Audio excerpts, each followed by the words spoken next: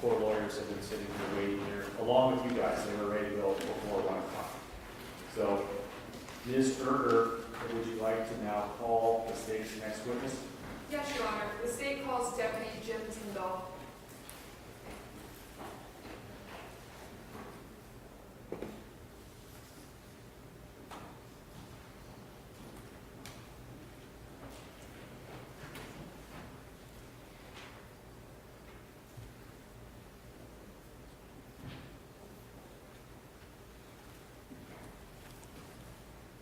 Deputy, before you sit down, please raise your right hand for me. Do you solemnly swear or affirm that any testimony you give in this case will be the truth, the whole truth, and nothing but the truth? It will be. Please take your seat. Please state and spell your name for the record. Jim Tyndall, T-I-N-D-A-L. Your witness, Ms. Erger. Thank you, Your Honor. Deputy Tyndall, I'm going to have you move that microphone that's red a little bit closer to you. Thank you. Deputy Tyndall, where are you currently employed? Lynn County Sheriff's Office And how long have you been at the Lynn County Sheriff's Office? since 2008. And did you graduate from one of the academies in the state of Iowa? Down at Camp Dodge, yes.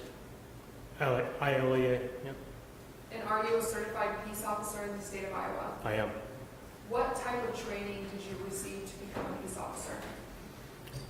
Basic school, I think in my time was 15, 16 weeks, Law Enforcement Academy, and then the FTO programs at the agencies.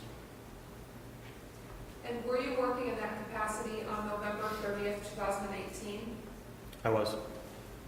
Do you recall being dispatched to the area of North Center Point Road, Lynn County, Iowa?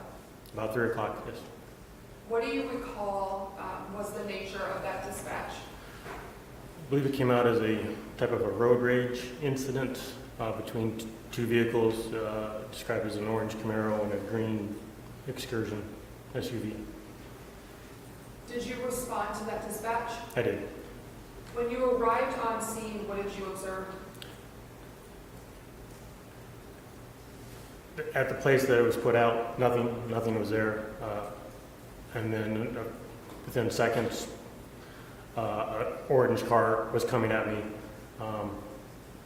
I assumed that was the Camaro in question, and then I did a traffic stop on that, just pulled the car over, and that turned out to be Andrew Shaw in the Camaro. Do you recall if there was any passengers in that vehicle? One, Blake Joss. What did your investigation show at the time you made contact with the driver, Andy Shaw? I asked Mr. Shaw what had happened. He told me that the excursion that was apparently driven by Chris Bagley was driving alongside him, trying to force him off the road to get him to stop. He eventually did so. He said then Bagley got out and struck the front of his car with what appeared to be a gun.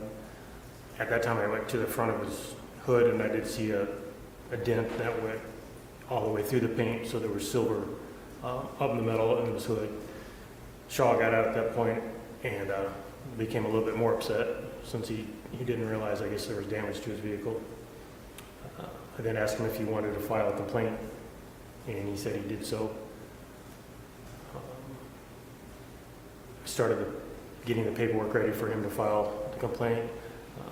When I reapproached, or sometime I asked, I think, if they recognized what kind of gun it was, a semi-automatic or a handgun or a revolver. I think Blake said it was not a revolver. There was just the mark on the hood, so it was difficult to see or tell what it was. After receiving that information from Andy Shaw, what did you do next? Again, we started to do the paperwork for the complaint, but soon after the green Excursion went by, south on Center Point Road past us, and I believe the passenger stepped out and said that was the vehicle. Deputy Hughes was with me at that time. She went after that vehicle, and I put what I was doing with Shaw and Blake on pause to go help her because there was, possibility of a gun involved. So she conducted that traffic stop, and I was behind her. Did you make contact with the driver of that plane excursion? I did. And who was the driver? Christopher Bagley. And what information did you gather after speaking with Mr. Bagley? Excuse me, Your Honor. I don't know if this is calling for hearsay or not, and I'd ask for more precise questions. Sergeant lodge an appropriate objection if necessary. I'll sustain the objection. Question is vague as phrased. Please rephrase it. Your Honor. Did you speak with Mr. Bagley about what had occurred? I did. What information did you gather from that conversation? I asked him his version of the story. He said he was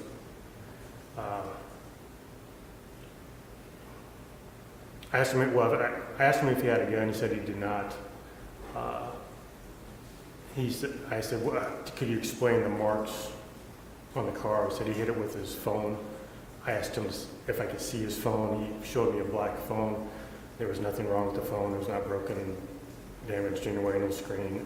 It was covered in a rubber case. Did you perform a pat-down of Christopher Bagley's person? I did. When we got him out of the vehicle, just for the weapon, because there was a possibility of a weapon. He did not have one on him at the time.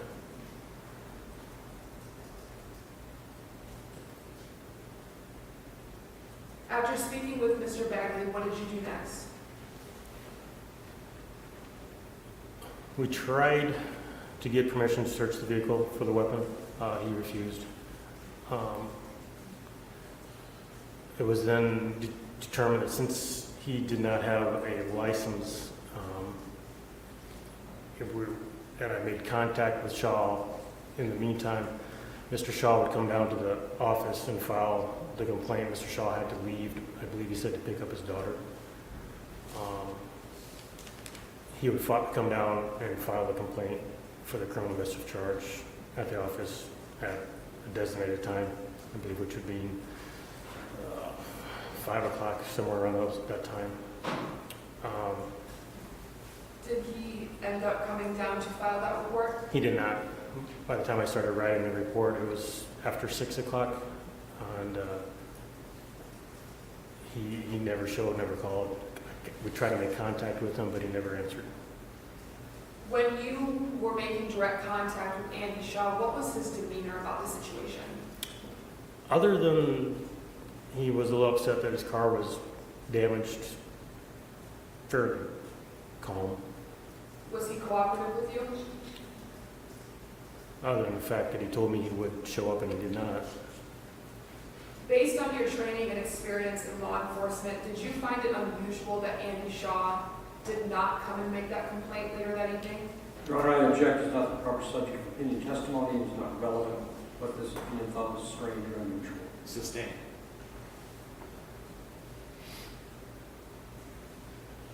Nothing further. Thank you. Mr. Spees, do you have cross-exam? No questions. Thank you. You're excused, Deputy. Ms. Erger, you may call your next witness. Thank you. The state calls Deputy Chris Smith.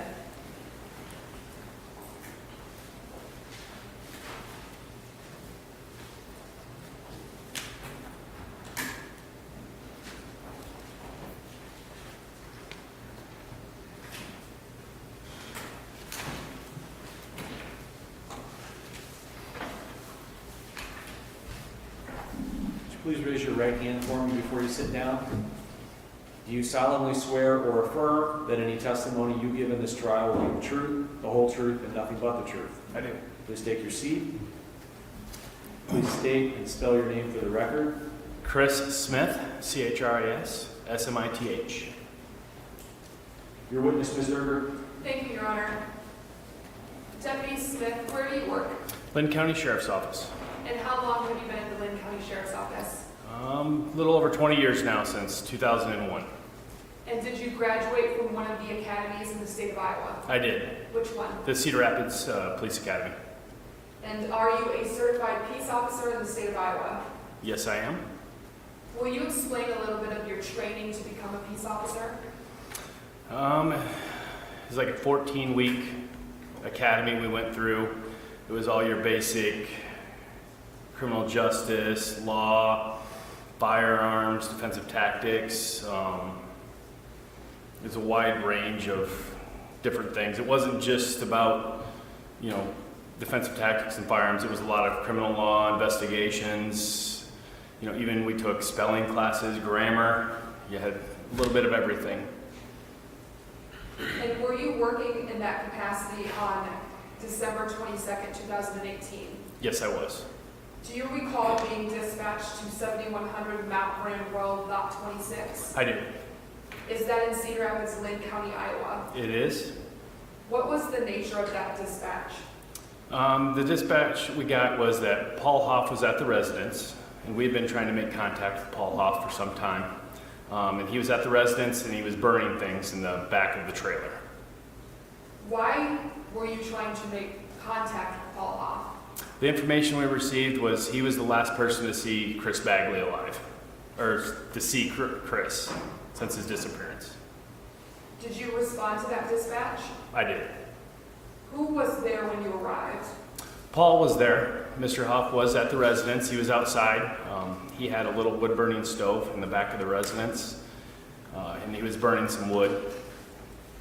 Were you able to directly see into that fire pit? I was. It was just a tiny little self-contained wood-burning stove, maybe 2 to 3 feet high, and it had a little door that was maybe 10 inches by 10 inches.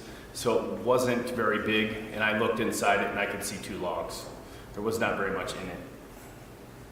What was Paul Hoff's demeanor when you made contact with him? He's not very law enforcement friendly, so he was sort of standoffish. He didn't really want to talk to me at first, and I just explained to him why we were there. We were asking about Chris Bagley, and the report that we had was that Chris was at his residence the night that he disappeared, or since anybody had seen him last. While speaking with Paul Hoff, did you receive any additional information about Chris Bagley's whereabouts? Excuse me, Your Honor, this appears to be calling for hearsay, and I object on those grounds. Object is overruled, but deputy, it's a yes or no question. Do you want it read back? Yes, read it back to me, please. Question, while speaking with Paul Hoff, did you receive any additional information about Chris Bagley's whereabouts? No. Were you able to go inside of the trailer owned by Paul Hoff? I was not. He would not allow me in. And did you ask to go ahead and go inside? I did. I asked if I could see inside his trailer or inside his shed, and he would not allow me in access to either. Was there anything else significant that occurred while you were at Paul Hoff's residence? I'll object to the form of the question, Your Honor, about what's unusual or not is not relevant. Overruled. Go ahead, deputy. Okay, while we were there, John Bagley, Chris Bagley's brother, arrived with a group of people. And Paul was a little bit more forthcoming with John than he was me. And he did allow John into the trailer and into the shed to look around. When John came out of the trailer, I'd asked him if was there anything suspicious or anything out of the ordinary? And from what he had... Hold on a second, deputy. Ask another question. Okay, sorry. Did you also make contact with John after we went inside the trailer? I did. Did you receive any information that helped you further your investigation? Just that he did report that Chris was at the trailer that night of the 13th, morning of the 14th, but he had left and had no idea where he may have gone. Were you also working in your capacity as a deputy on November 30th, 2018? I was. Do you recall being dispatched to a road rage incident near North Center Point Road? I do. What do you recall about that dispatch? It was called in that 2 vehicles were speeding around Walker Center Point area. At one point, one of them gotten out of the vehicle, had flashed a gun, and then struck the other individual's car with such gun. That's what the report was. We found the 2 vehicles coming into Center Point from Walker a short time later, and we stopped them. One was Chris Bagley, the other was Andrew Shaw. And did you have any further involvement with this case? I talked to Chris at the scene because it was reported he was the one with the weapon. We did not find a weapon. It was at this time that he told me that he had been feuding with Mr. Shaw, that he had taken some money from him and owed Mr. Shaw a large sum of money. That's why he was after him, and that's what was going on.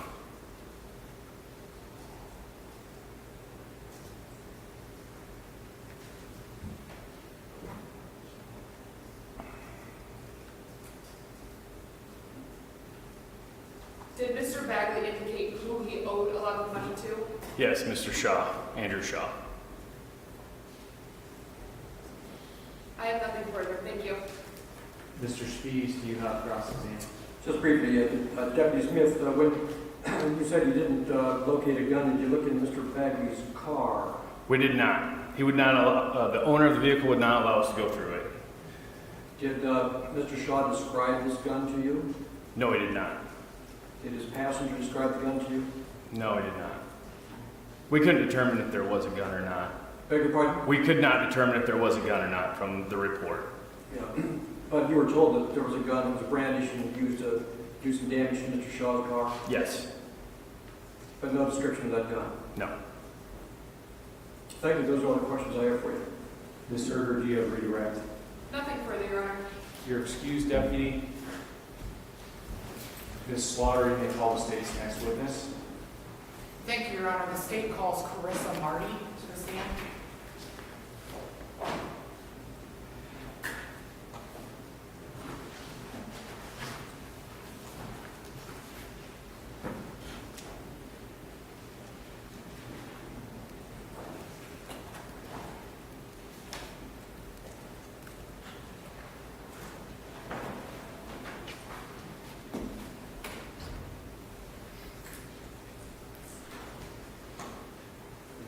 Ma'am, would you please raise your right hand for me? Do you solemnly swear or affirm that any testimony you give in this trial will be the truth, the whole truth, and nothing but the truth? I do. You can put your hand down. Please take a seat. Please state and spell your full name for the record. Carissa Lynn Marty, CORISSA Marty, MARTI. Your witness, Ms. Slaughter. Thank you, Your Honor.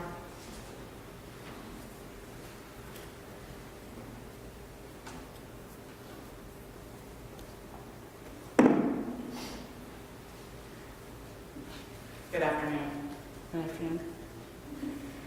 Ms. Marty, can you tell us how old you are? 38?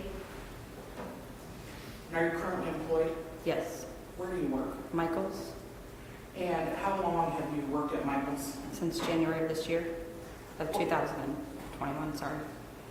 What do you do there? I'm a manager.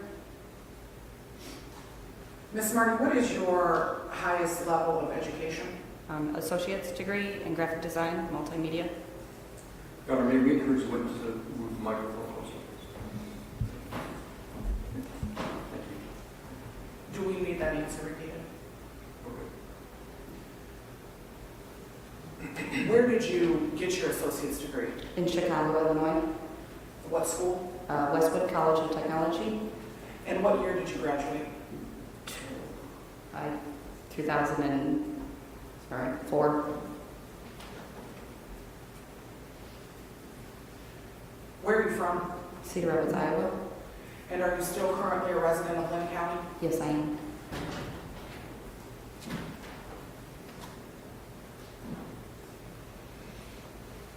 Ms. Marty, I'm going to jump straight to this question. Have you struggled with drug addiction? Yes, I have. And what is or was your drug of choice? Meth? Are you still using? No, I'm not. How long have you been clean? Since January of this year.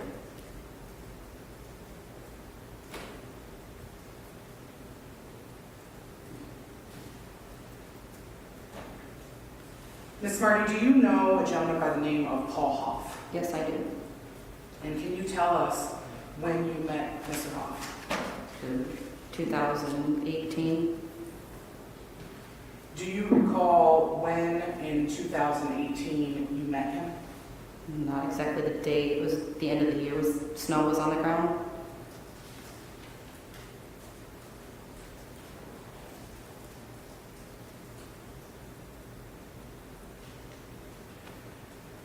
Ms. Marty, do you recall the circumstances in which you met Paul Hoff? Yes. Can you tell us what those circumstances were? Drugs, being around friends, same people that used.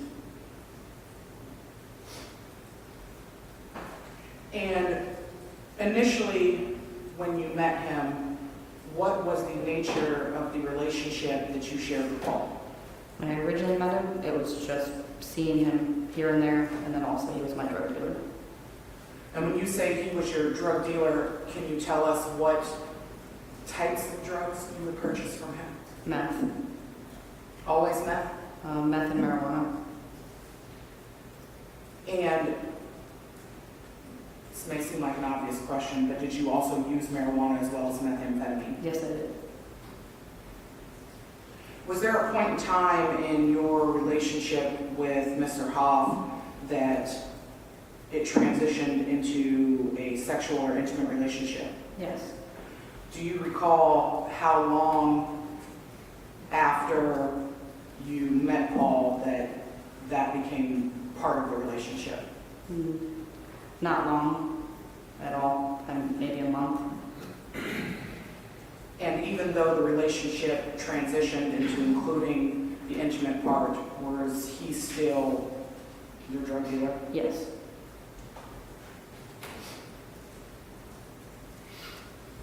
Do you recall testifying in front of a grand jury back in 2019? Yes, I do. Do you recall when I asked you the question about whether or not, do you recall the question being asked to you then whether or not Paul Hoff was your drug dealer? Yes, I do. Do you recall what your answer was? It was no. Can you tell us why you testified that he was not your drug dealer during your grand jury testimony?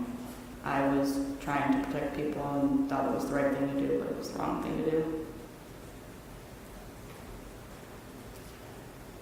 Ms. Marty, going back to 2018, do you recall where you lived or where you were staying towards the end of 2018? Yes. And where was that? At Courtney DeLong's house. Pardon me? Courtney DeLong. I'm sorry. Do you know how to spell DeLong? D-E, capital D, lowercase e, capital L-O-N-G. And where was that residence? Crestview Drive in Cedar Rapids, Iowa, the southeast side.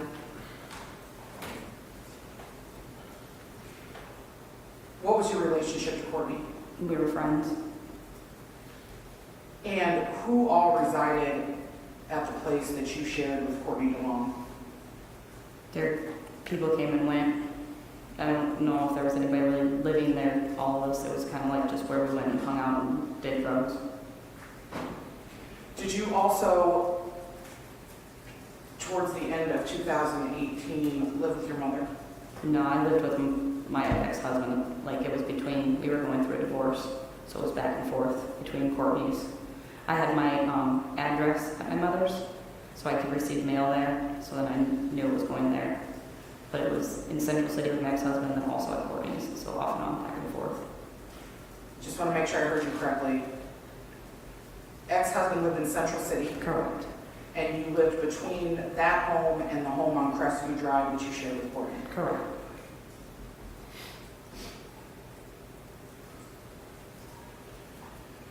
Ms. Marty, I'm going to draw your attention to the late evening hours of December 13th, 2018 into the early morning hours of December 14th, 2018.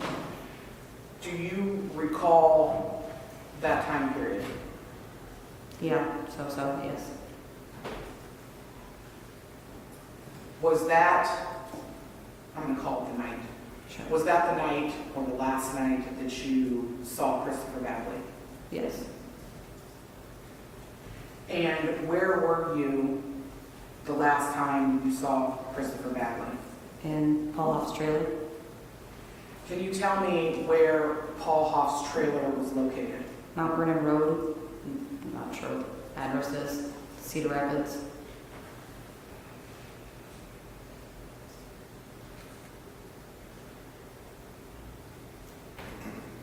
Miss Marty, how did you come to be at Paul Hoff's trailer that night? He had asked me for a ride, and then I had said that he was going to want me to come over. And then, so basically, he had gotten a ride, and then he told me he didn't need a ride, and then he ended up asking me to come over, and I ended up at his trailer. And how did you get to his trailer? I drove. And did you drive your vehicle? Yes. Miss Marty, do you recall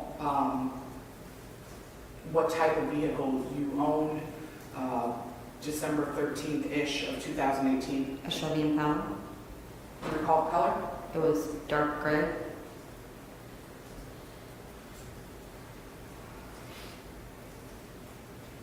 There is a white 3-ring binder up there.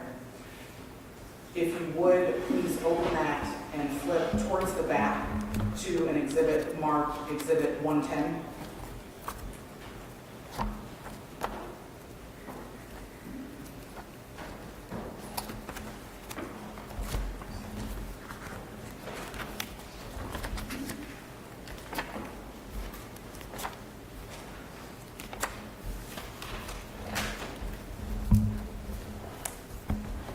Are you there? Yes. Miss Marty, do you recognize, is that a photo? Yes, it is. And what is it a photo of? Of my Impala. And is that the Impala that you owned December 2018? Yes, it was. Your Honor, the state would move to have Exhibit 110 admitted into evidence. Any objection, Mr. Speeds? There is none. Exhibit 110 is admitted.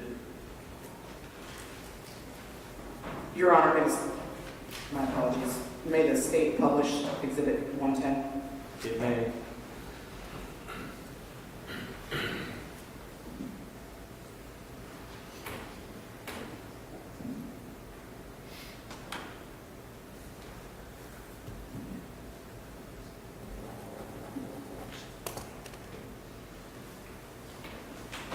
Ms. Marty, just to be clear, the vehicle shown in State's Exhibit 110, is this the automobile that you drove to Paul Hoff's trailer that night? Yes, it is. Do you recall when you purchased it? No, I do not. Do you still own this vehicle? No, I do not. When you arrived at, thank you, Your Honor. When you arrived at Paul Hoff's trailer on December 13th, 2018, can you describe for us where in that trailer court you parked this vehicle? Right in front of his trailer. Can you recall, Miss Marty, approximately what time you arrived at Paul Hoff's trailer? I cannot remember the time exactly. I just know that it was late and early, maybe possibly early morning. When you got there, did you go alone? Yes, I did. And when you arrived, can you tell us who was present in the trailer, if anyone, when you went inside? I recall Paul Hoff being there, and I remember maybe possibly another person, but I can't verify that to be exact.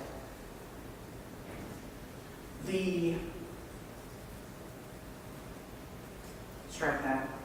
Miss Marty, is it fair to assume that you didn't know the other person? Correct. Was this the first time that you were at Paul's trailer? No, In your previous times in being there, was it typical to see a lot of traffic coming in and out? yes, And by traffic, I mean a lot of foot traffic, a lot of people coming and going. yes. On this specific night, during the time that you were present, did you see traffic coming in and out? Not a lot, Less than normal? correct.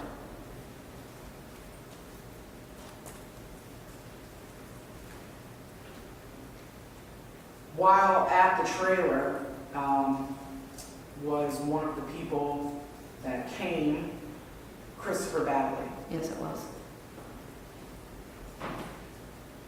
Can you recall approximately what time it was that Chris showed up? I cannot. If you were to guess, can you tell us approximately how long you had been present at the trailer before Chris showed up? Could have been about a half an hour.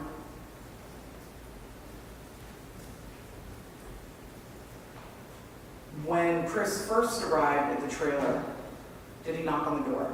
Yes, Was he let in? no. Can you tell us why he wasn't let in? Me and Paul Hoff were having intercourse at the time. How is it that you know, and you heard a knock, correct? Correct. How is it that you know that the person that was knocking during that time period was Chris Bagley? The first time, there was nothing, you didn't know who it was. The second time when he came to the door, he knocked and he said, "It's Ducky, quack, quack." It's who? Ducky, quack, quack. Do you have any idea why he said that? No, I have no idea.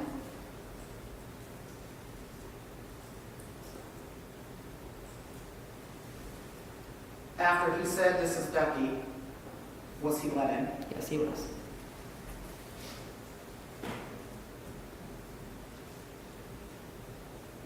When Chris was let in, well, let me ask this. Let me back up for 1 second, Miss Marty. Can you recall approximately how much time passed between the knock of the door that wasn't answered and when Mr. Bagley came back and was let in? I can't recall, but it wasn't very long. In my standpoint, it could have been maybe 10 minutes. And when you say your standpoint, can you tell me why you said that? So when you're high, your time kind of gets off track. My time, it could have been longer than that, could have been shorter. I'm not positive. So concept of time was difficult for you while intoxicated on the meth? Correct. Did you know Chris Bagley before that night? I had met him one other time, seen him around the trailer, that was it. When Chris arrived at the trailer and was let in, was he alone? No. Do you know who was with him? Lydia Murray. Lady who? Lydia Murray.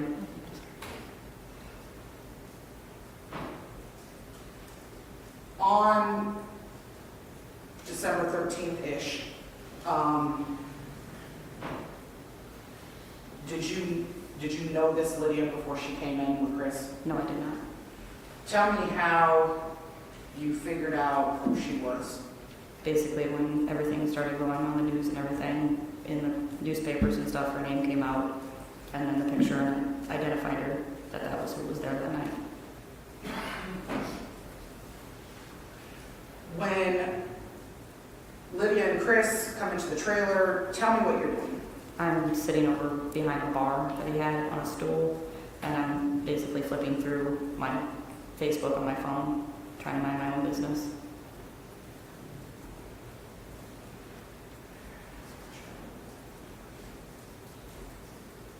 Miss Marty, can you describe, paint a picture, what this main room that you were in, what it looked like, how it was laid out?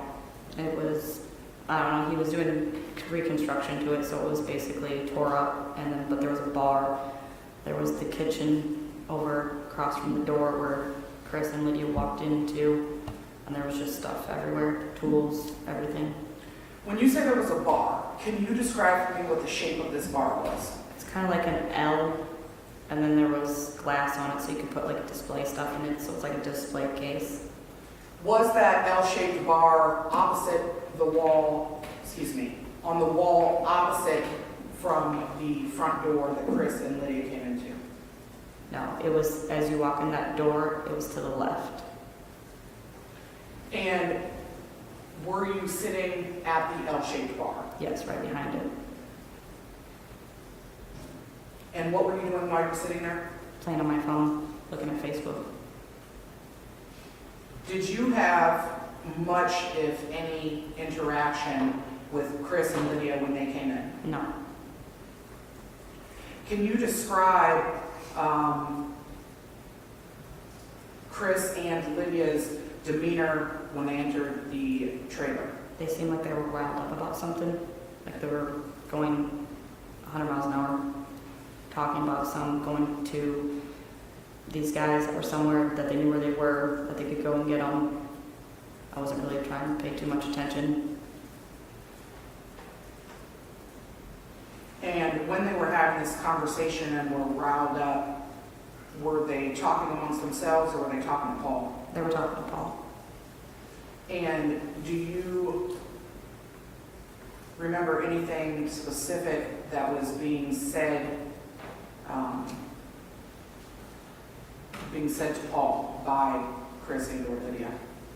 Not specific, just basically that they know where these guys are. They said that where they were and how many of them there were, and that they could come up on them, surprise them.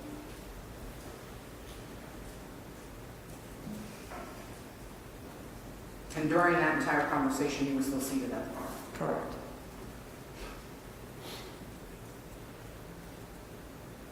When Chris, Lydia show up, does there come a point where the four of you get high together? Yes.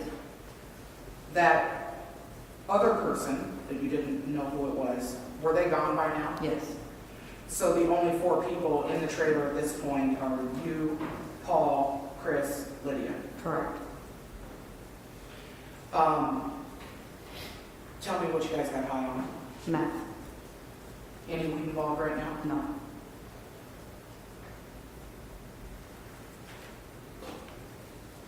What else do you remember about that night? I remember Chris bringing out a gun to show Paul, and then Lydia had a phone that had a video from her apartment or wherever she lived with someone inside of a room. Okay, let me stop you. First thing you said was you remember Chris bringing out or pulling out a gun Correct. to show to Paul. Correct. Do you recall where that gun was produced from? No, I did not. Did you actually see him bring it out, or was it just suddenly there? I don't recall if I had seen it come out or not, but I just seen Paul had it and he handed it to Paul. You saw Chris had it and handed it to Paul? Yes. Okay. And do you remember anything specific about what this firearm looked like? It was silver and black. Handgun versus a long gun? Handgun.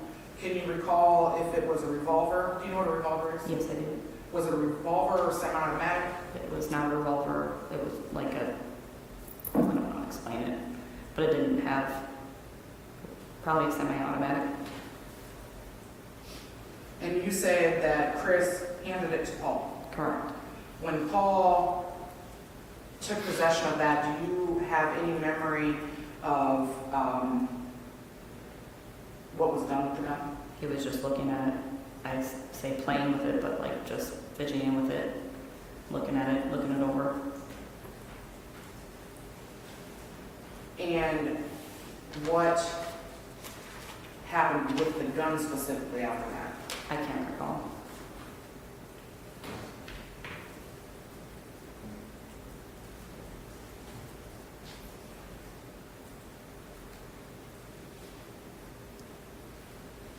Was there a period where Lydia and Chris left the trailer? Yes, there was. And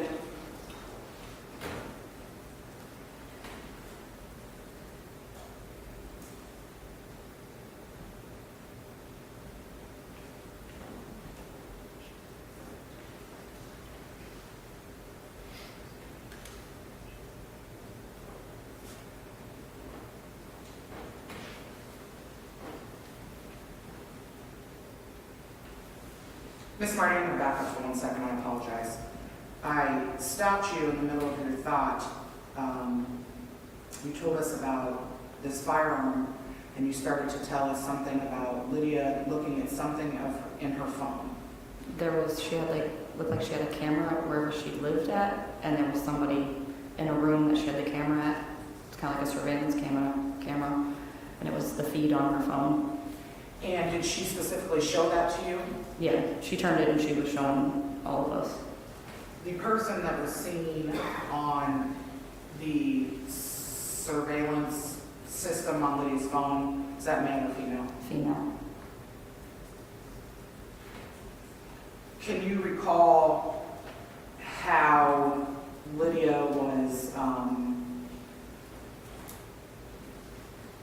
responding to what was being seen on the surveillance video? She was surprised that they were there. She kind of, if I recall right, she called her crazy because she was in her house and nobody was there while she was there. Did Lydia appear to know who this person was? Yes, she did. Going back to my previous question, you said that there was a point in time where Chris and Lydia left the trailer. Yes. Can you tell me, about that? They said they were gonna go up to the store. Can't recall if it was a gas station or a store, and then they took off together. And then I can't recall how long they were gone. And then Chris came back by himself with a duffel bag. And when you say they took off together, does that mean anything more than they just left out of the They trailer? left out of the trailer together, correct?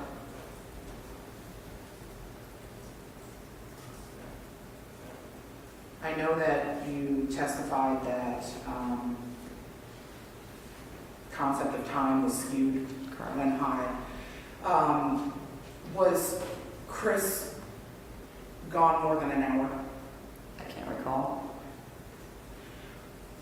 Did there come a point when Chris returned? Yes. And when Chris returned, was he alone? Yes. And when he returned, did he come into the trailer? Yes. You said that when he came back into the trailer, he was carrying a duffel bag. Correct. Do you recall the color? Black. And is that a duffel bag that he had the first time he entered the trailer? He did not. Did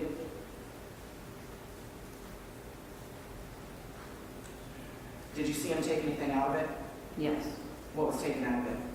There was a torch taken out of it and then a test tube pipe so he could blow a pipe to smoke out of. Torch being some sort of butane lighter? It's big. It's like a green tank and it's got an end on it where you turn it on and it shoots out the flame. So an actual little blowtorch. You find it in the camping section at the store, like Walmart. And what was the second item that you said he took out of that duffel bag? A test tube. And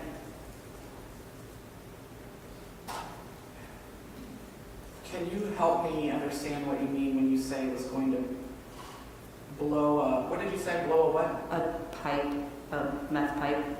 So people make their own from test tube, like glass test tubes, and he was blowing it and making a pipe to smoke out of. So he was creating a pipe. Correct. And these two instruments, he needed to do that. Correct. Okay, I'm with you. What else did we take out of the bag? Nothing.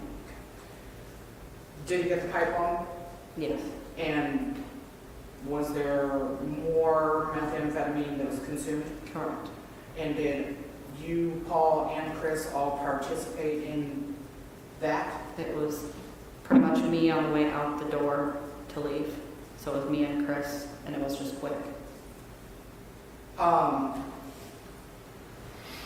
Where was Paul at this time? In the back bedroom. Can you recall anything specific about what Paul was doing while Chris was there? He had been pacing, And when you say pacing, walking back and forth? yeah, like going to the back bedroom, coming out, and then walking around the trailer, and then going back to the back bedroom. Was that typical for him? Yeah, Did he pace more when he was high? yes.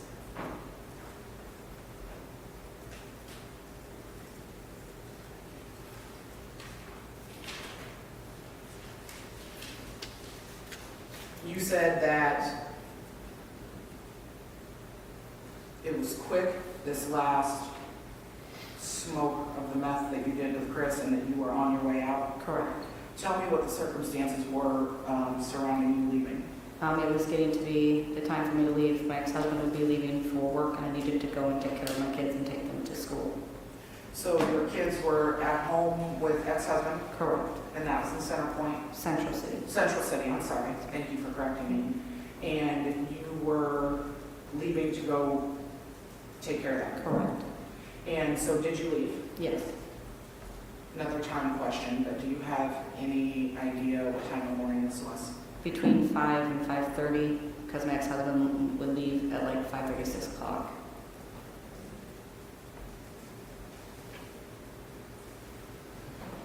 How long does it take you to get from the trailer to home? About 20 to 30 minutes.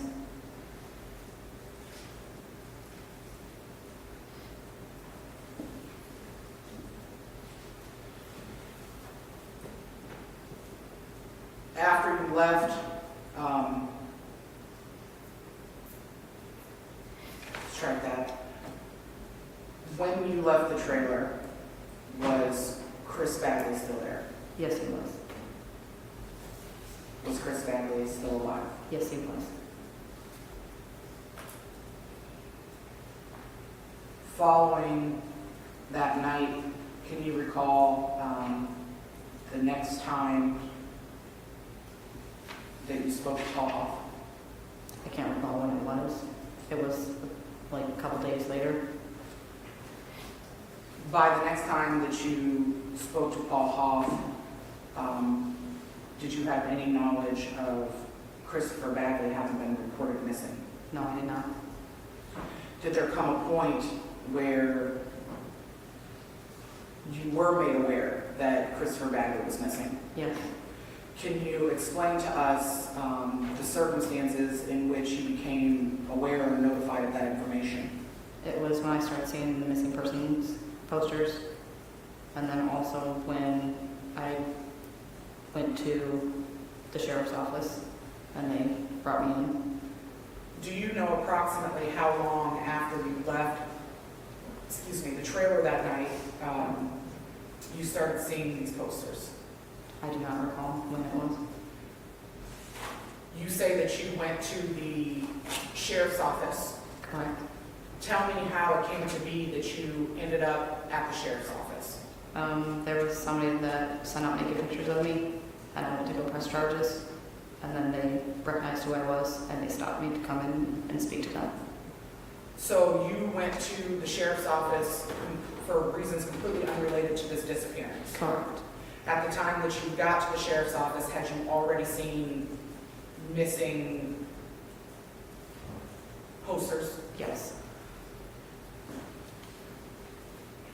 When you saw those missing posters, did you think that it was relevant that you saw Chris Bagley the night of the 13th or the 14th of December? Explain to me, what do you mean? Let me ask that better. Sure. Miss Marty, can you tell us why when you saw those missing posters, you didn't contact law enforcement? He didn't look the same as in the pictures. I knew that I recognized him, but I didn't know that that's where I recognized him from. Because prior to the 13th or the 14th, how many times had you seen him? Just maybe one or two. And when you say he didn't look the same to you the night that you saw him versus what you saw in the posters, what was different about him? just his features, he just didn't look the same. Like he had more like weight on him in the pictures. And then when I seen him at the trailer, he was more skinnier. So when you got pulled in at the sheriff's office, were you surprised? Were you surprised by that? Yes. Who did you speak with when you got pulled into the sheriff's office? Detective Buter? And Miss Marty, there was more than one time that you met with sheriffs, correct? Correct. And in those 2 times that you met, you provided statements each time, correct? Correct. Was one of those days that you provided a statement on January 22nd of 2019? I cannot recall what the date was, but I know it was in January. Was that date in January when you provided the statement the same day that you were making your report? I can't recall. Do you recall whether or not you went to the sheriff's office more than 2 times? Yes. And yes, you did, or yes, you can recall? Yes, I can recall. And how many times did you go to the sheriff's office? I can't recall how many times. They would come either find, get me, or I would be called in and I'd go in there.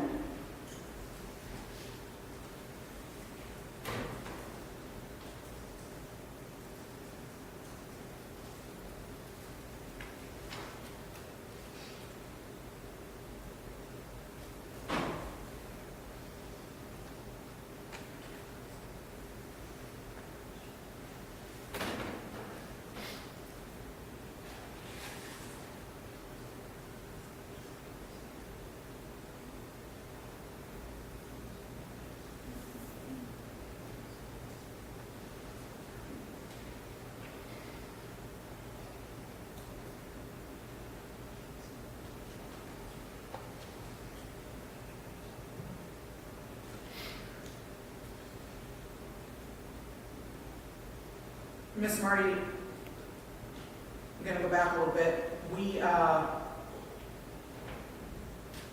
some testimony about this gun that you saw, right? Correct. Do you recall this gun being placed anywhere? I don't recall anymore. While in the trailer that night, did you see Paul Hoff in possession of a different firearm? No, I did not. But you did see him in possession of the gun that Chris Bagley handed him. Correct.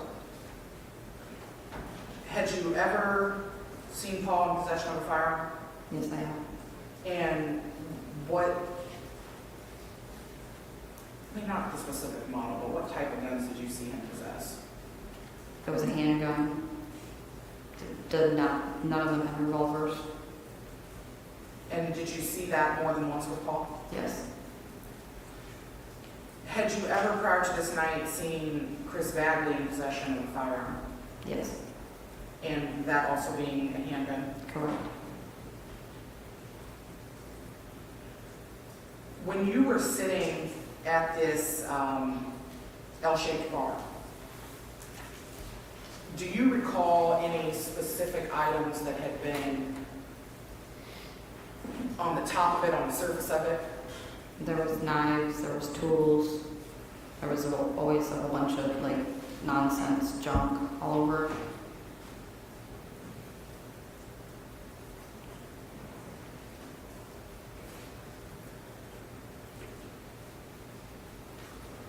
Were there drugs up there? Not that I can recall. Speaking specifically of the knives, can you describe what types of knives you saw on top of that bar that night? I can't recall what kind, but specifically. There was more than one? There was always knives around. Can you tell me if these were kitchen knives? They were not. Were they pocket knives? Some of them. Were there novelty knives, decorative knives, anything like that? Depends on what you say is novelty. I mean, there's all kinds of sorts of different types of knives, pocket knives, like ones that didn't close.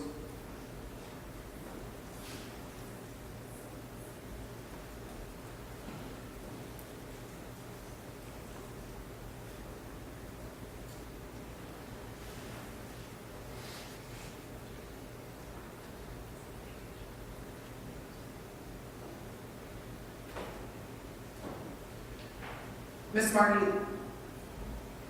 when you say that there were knives that didn't close, are these fixed blades? Is that what you mean, where the... Correct. Tell me- Like, that would have to be in like a holder in order for it not to cut somebody. Okay, thank you. I don't have any further questions, Your Honor. Mr. Spies, you can do your cross-exam. Yes, thank you. Ms. Barty, good afternoon. Good afternoon. Ms. Barty, you may have testified about this earlier, and so I missed it. How many times have you been to Paul Hoff's trailer before the night of the 13th to the 14th of December? I don't recall how many times. You described about people coming in and out a lot. Correct. Would it be fair to describe Paul Hoff's trailer as a drug house? Yes. And by a drug house, it means a place where people can go and score drugs. Correct. And the kind of drugs that people could go there to score, would that be methamphetamine, Correct. marijuana, Correct. anything else? Not that I was aware of. Where did Mr. Hoff keep his drugs? I unfortunately, either on him or in a different room, he would hide it so you wouldn't know where it was. So when people would go there to score, let's say methamphetamine, did they have to call in advance? That I cannot recall, because I wasn't there. I mean, people would call him, yes, Or could people just stop in if they knew Paul and score some dope? possibly, but I can't guarantee that. Yeah.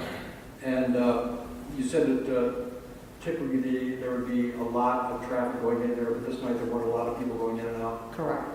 Do you have any idea how many people had been there before you went there? I do not know. I know that there was a couple people there before me, but then they were gone when I got there. How did you know there were people there before you? Because he had asked me for a ride, and then he said that he didn't need a ride because some of his friends were bringing him there. I'm sorry? Some of his friends were bringing him there. And had you smoked before you went over? No. Tell the men and women of the jury how one smokes meth. In a glass pipe. You put a chunk in a glass You pipe? put the chunk in the glass pipe, then you use a torch, and you get it on hot, and then you smoke it out of the pipe. And do you pass the pipe back and forth? Correct. And Paul was the source of the meth that night. Correct. How many pipes did you smoke that night at Paul's? I can't recall. There wasn't really a lot that was done. And Paul was smoking with you? Not that I recall. I mean, he was moving awfully fast through the trailer. There was a lot going on. In the back of the trailer? Yeah, he went to that back room a lot.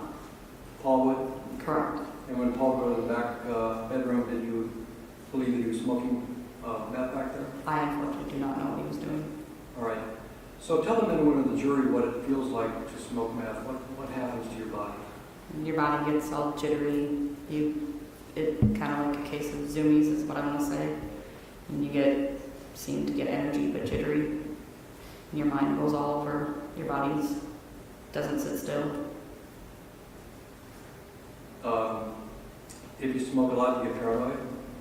Yes, And by jittery, hard to sit still. correct. When you saw Paul Hoff walking back and forth through the trailer, did you think it was because he smoked meth? Yes, He was jittery. correct.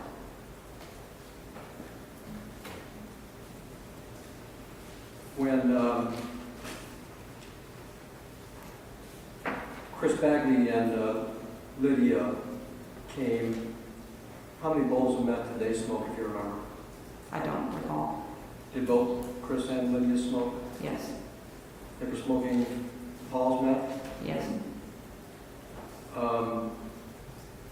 Could you tell that Chris was high on meth? He seemed awfully racy, like he was really high strung, and it just seemed like he was really fast. I unfortunately do not know him very well, so I'm not sure what he was like on it or off. I mean, seen him on it, but I just didn't see him off of it. You seemed on? No, I've seen him on meth, but I have never seen him off of it, because whenever I encountered him at Paul's, he was high. Chris was? Correct. And this was the first time you met Lydia. Correct. Did she seem high also? I did not know Lydia, so I can't say it. So what was there about Chris Bagley's behavior that made you believe he was high? Just because he was just like energized and just, it was really early in the morning, late at night, and he just seemed like he was, when you get amped up, when you're high on meth, and he just seemed like he was amped up. Did you say amped up? Amped up, And I think you also mentioned he was riled up. yes, correct, Riled up about doing something? correct. Riled up about hitting a lick? Unfortunately, I didn't hear the lick. All I heard them say were about where these guys were and how many there were, and then that was it. That they knew how to get to them. I didn't hear anything about hit a lick. Well, what's a lick? I do not know. Okay. Did it sound like he was talking about a robbery? I wasn't completely paying attention. To me, it sounded like they were going to go fight some guys. And was he trying to recruit Paul to get in on this? Yes, While he was riled up? correct. I take it Paul wasn't in favor of that. Correct. So, did Chris Bagley get excited about this, whatever he was going to do? Yeah, he seemed to wanted to go and do this because he thought it was a good idea. And he was trying to get Paul amped up to go as well. Was he trying to recruit you? No, Did his efforts to amp up Paul and get Paul on board, did it become heated, like an argument? no, Was Chris having a hard time sitting still? yes.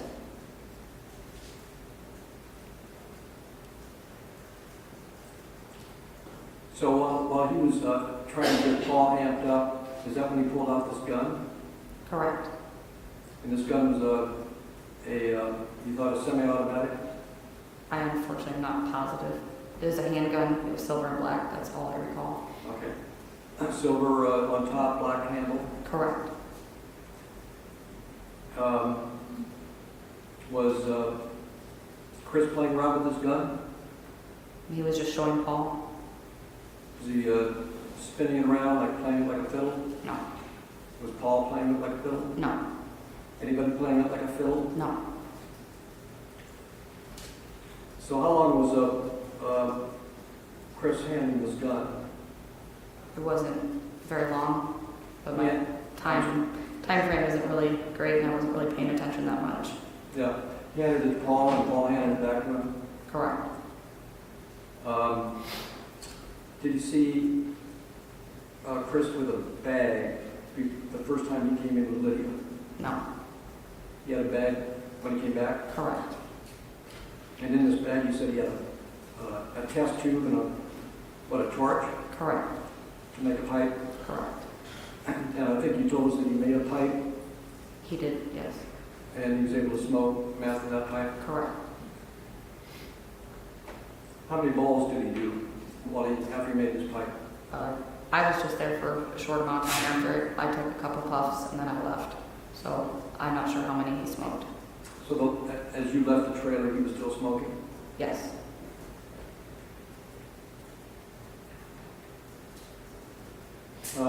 Ms. Martin, you described for us this afternoon some of the knives that you saw on the bar in the trailer. What kind of tools did you recognize?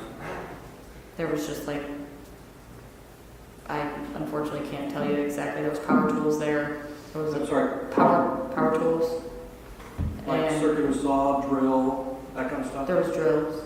Uh, I just know that there was a big toolbox right in front of the bar to the left where I was sitting. And so there was always like power tools, there was a radio, and then some screwdrivers, wrenches.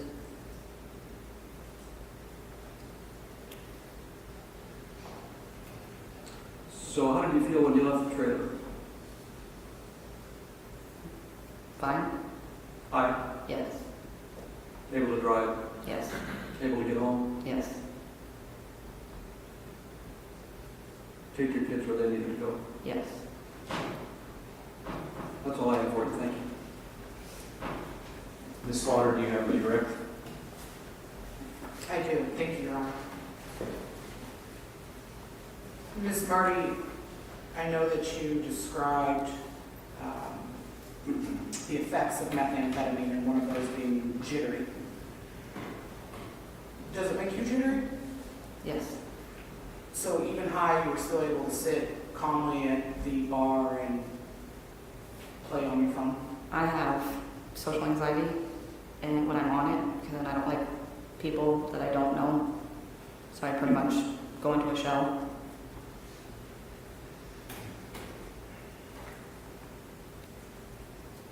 I want to get a little bit of clarification on before Chris left and when he came back. When you say that Chris was riled up, he was trying to talk Paul into whatever mischief you were overhearing, was that before he left the first time? Yes. When Chris came back after being gone to the store with Lydia, carrying his duffel bag, was he still amped up? No. Would you describe him at that point as calm? Yes. Calmer than he was before. You also stated that it appeared to you Paul Hoff wasn't interested in whatever mess Chris was trying to get him involved in that night. Correct.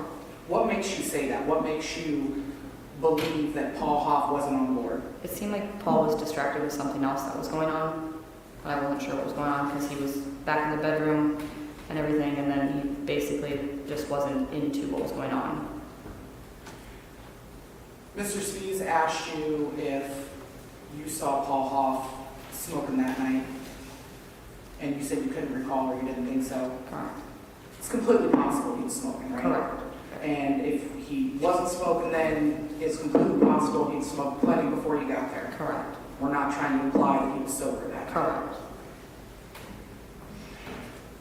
Do you recall Mr. Spees asking you a question about whether or not Mr. Hoff would get phone calls before people would come over and get drugs? A question similar to that? Correct. In the time that you knew Paul, did he change his phone number? Not that I was aware of. Do you have any knowledge of him having more than one or multiple cell phones? I do know that he would change it, like, he had one, and then he would change it because he was a drug dealer. And when you say he would change it, are you talking the phone or the phone number? The phone, I only had one phone number when I knew him. So the phone number you had for him remained constant, but you saw him go through other phones? Correct. So multiple phones? Correct.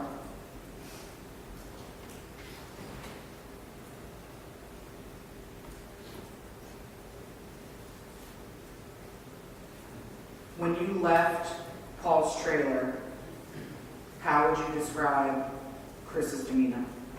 Fine. Like relaxed. And this is very early in the morning. Correct. Prior to this whole missing persons turned murder investigation, did you know Drew Wagner? No, I did not. Did you know Drew Blahnik? No, I did not. You've seen their pictures and their faces now. Yes. Were they at the trailer at any time while you were there? No, they were not.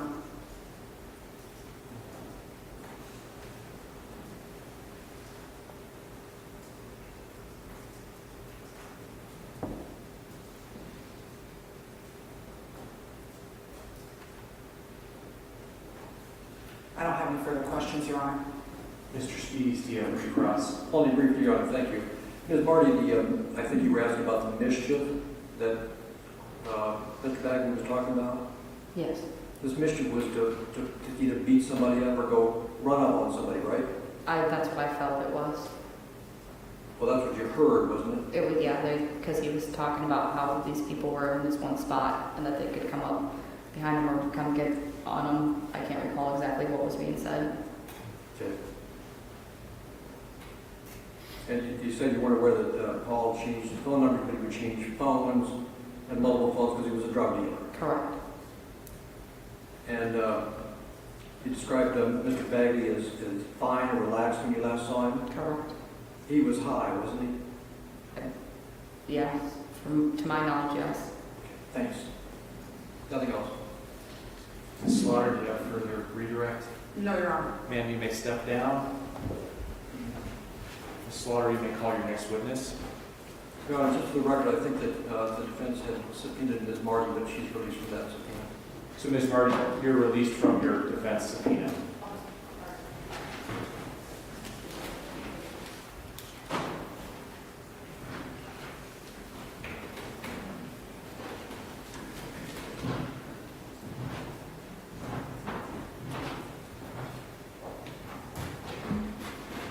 Your Honor, the state calls Lydia Oline to the stand.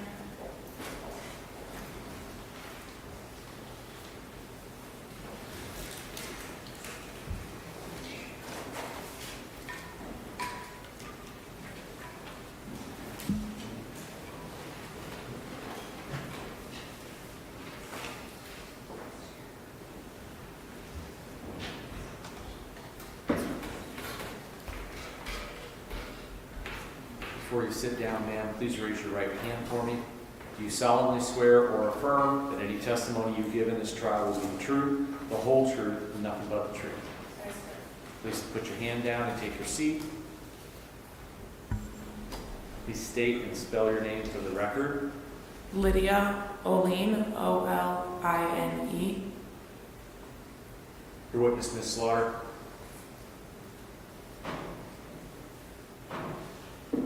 Thank you, Your Honor. Good afternoon, Ms. Oling. Hello. Before we get started, I'm curious how you're feeling right now. I want justice to be served. Let me ask you this.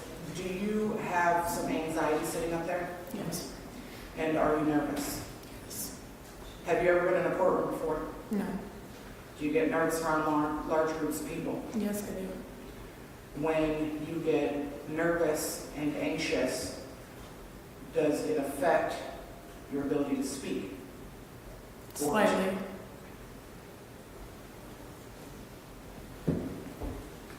Ms. Oling, we'll start with some easier questions, okay? Can you tell us how old you are? 27. When did you turn 27? September 25th. And are you currently employed? Yes. How long have you been where do you work now? USPS. What do you do for USPS? I deliver mail. And what area or where at do you deliver mail? Independence, surrounding areas, Waterloo, Jessup.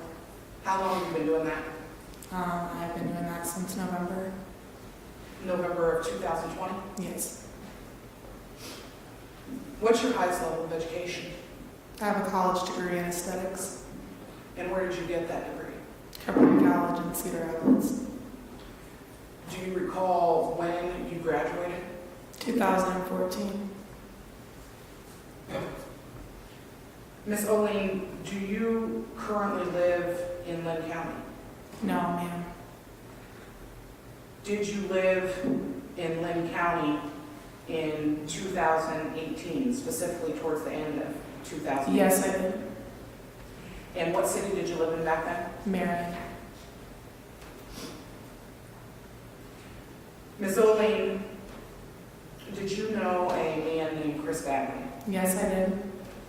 And do you recall when you met him? Roughly around May 2018. Do you recall the circumstances in which you came to know Chris? Yes, through a friend that he was dating at the time, And who was that friend? Kaylee Anderson. What was your relation to Kaylee Anderson? We've been very good friends since 2011. She was dating him, you and her were friends. Yes, ma'am.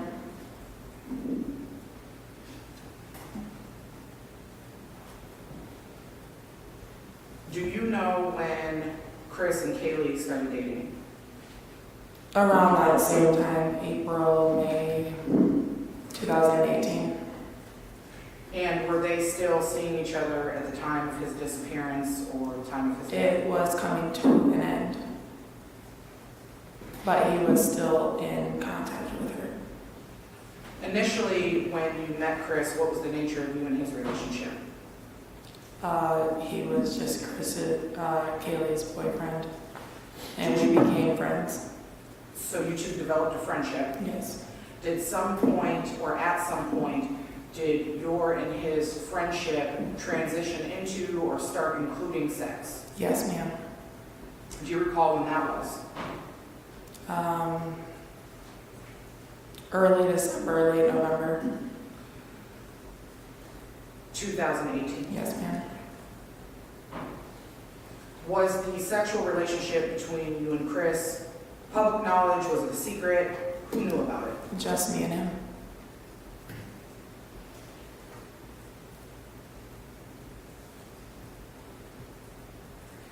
Ms. Oling, were you with Chris Bagley on December 13th of 2018? Yes, I was.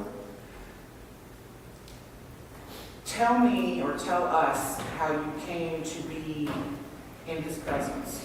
So I was in Waterloo, having a rough day, having a lot of things going on. I was in contact with Chris to actually meet up with him and pick up drugs from his residence in Walker. When you say you were in contact with Chris, was that by phone? Text messages. And so, in contact with him to pick up drugs from his place in Walker, what types of drugs were you trying to pick up? Methamphetamine. And so, then what happened? So he told me to stop by. I was leaving Waterloo, I would say, between the hours of 8 and 9 p.m. And I'm from Independence, so I came from that area. Arrived at his residence in Walker around 9 o'clock. He was coming outside of the door. I believe he was talking to Courtney at that time. I'm going to stop you for just 1 second. Was this the first time that you had been to Chris's home in Walker? No. So you knew how to get there? Yes. And who did you know him to live that residence with? Courtney and his children.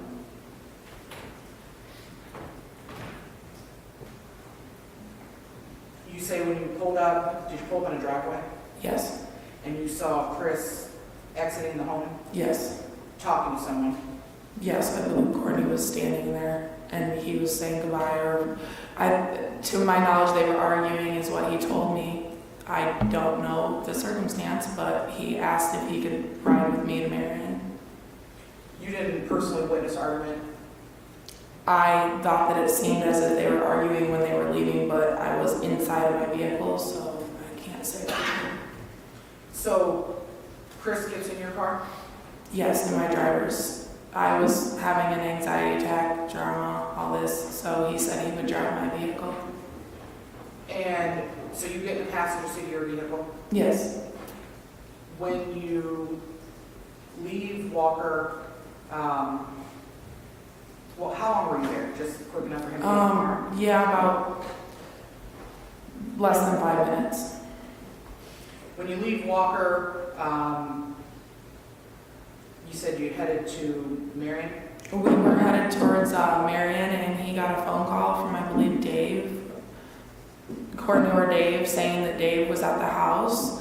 And so we turned around before we got to Center Point, and we headed back towards the house. And I never got out of the car in the driveway.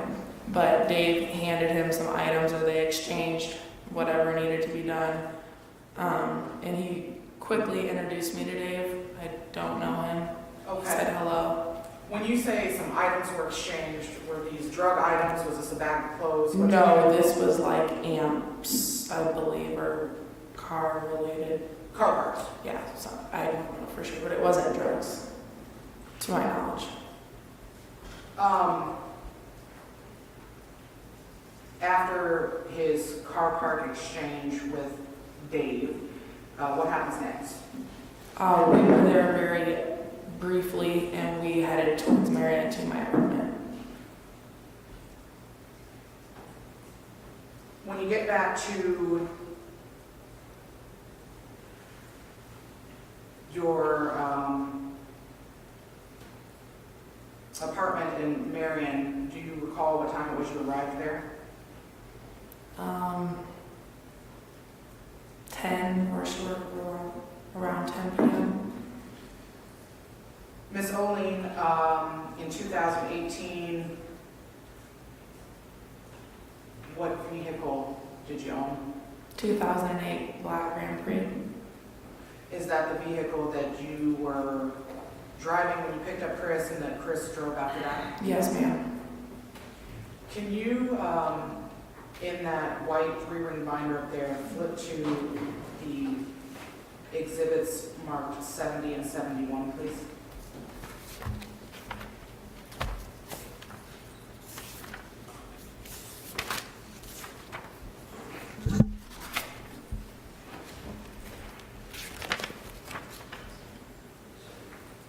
Do you see those? Yes, Are they photographs? yes.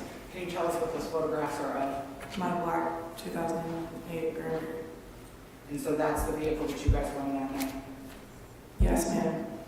Your Honor, state moves to admit exhibit 70 and 71, please. Any objections? There's no objection, Your Honor. Exhibits 70 and 71 are admitted.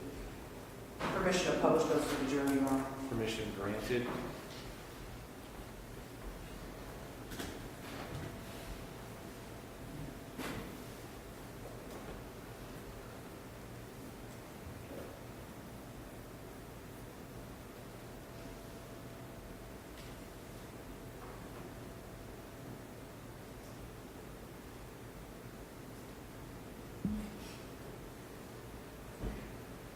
Ms. Oling, while you are at your apartment in Marion, what are you and Chris doing? We're just hanging out, watching Netflix, smoking weed, hanging out. Is weed the only thing you're smoking at this point? At that current time, yes.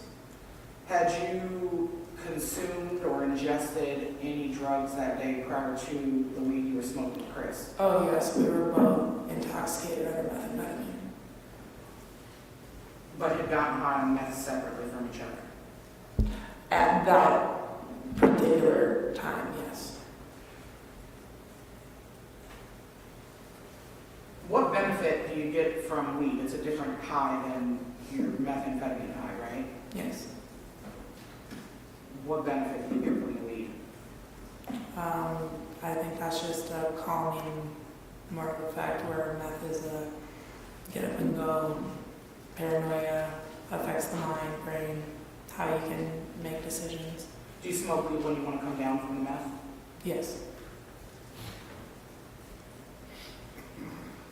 Is there a point in that evening where you left your Marion apartment? Yes. And do you recall approximately what time that was?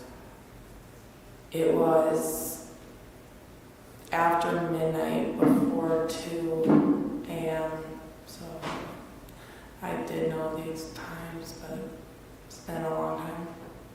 When you left Marion, where were you headed? We were headed to Waterloo, to where I originally came from, to one of our friends there that was painting a rental property. And Chris, I know, wanted to get out of town. I know that he had some things going on, that he didn't want to be in Cedar Rapids. So that's kind of why he came with me and didn't want to drive his own vehicle. So we were headed to Waterloo, get away from everything. He was driving. We stopped at the gas station, Otter Creek, Toddville exit. Got a couple Mountain Dews. He got cigarettes. we were about to get on the exit and head west, where my friend was upset because it was very late at night and we didn't show up early enough, so he canceled on us. And so I said, well, what do you want to do? And Chris was driving, and he said, we'll figure it out. And that is when we drove to Paul Hoff's. Okay. You said he had a lot going on, wanted to get out of town, that's why he wasn't driving. Do you know what that a lot going on was? Yes, Andrew Shaw apparently had a hit out for him. Hold on a second, man. I'm sorry, Your Honor, I objected and asked to interpose my hearsay objection before the witness's spontaneous answer. I didn't have an opportunity to lodge it more promptly because of the nature of the question. I asked that the objection be sustained and the witness's spontaneous answer stricken. Objection is sustained, answer is stricken. You can ask your next question, Ms. Slaughter. Did Chris appear afraid? Yes.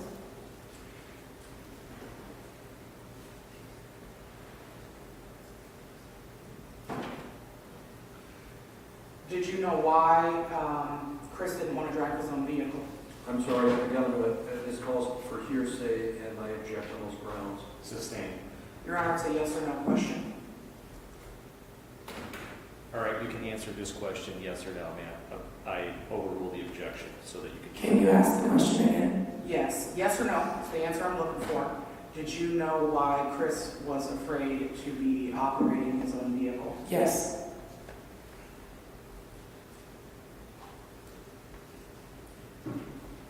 When you and Chris turn back around, do you start heading towards Cedar Rapids on 380 back towards Cedar Rapids. Were there any phone calls made in the car? I believe he did call Paul. I'm not sure if they had a conversation. Looking back, I can't remember if they had a conversation or not. But there was a conversation later on. During the trip or path back to Paul's trailer or to Paul's trailer, did there come a point where Chris became paranoid? We arrived at Paul Hoff's trailer and he seemed kind of paranoid, but like I said, we were about to go to Waterloo, so plans changed rather quickly. So I think... Let me jump in, Ms. Oline, I apologize. I don't think I asked that question very well. And I'll be more specific. Did Chris think you guys were being followed? I'm sorry, what was the question? Did Chris think that you guys were being followed? That's certainly objectionable, Your Honor, because it calls for speculation. This witness did not hit. Sustained.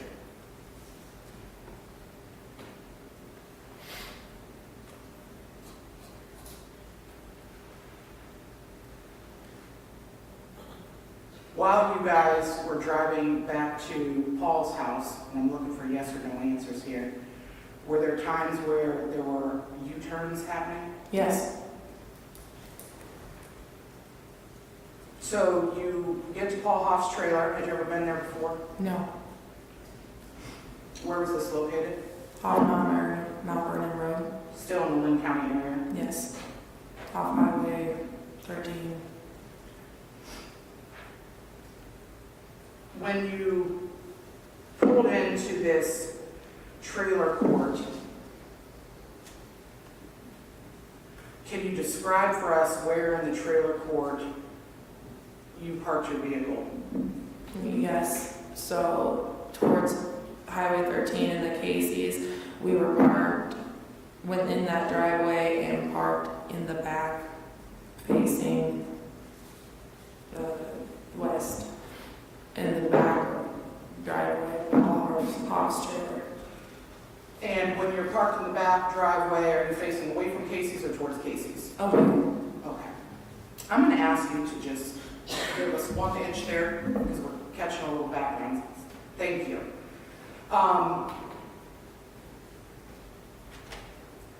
Were there 2 long rows of trailers in this trailer park? Yes.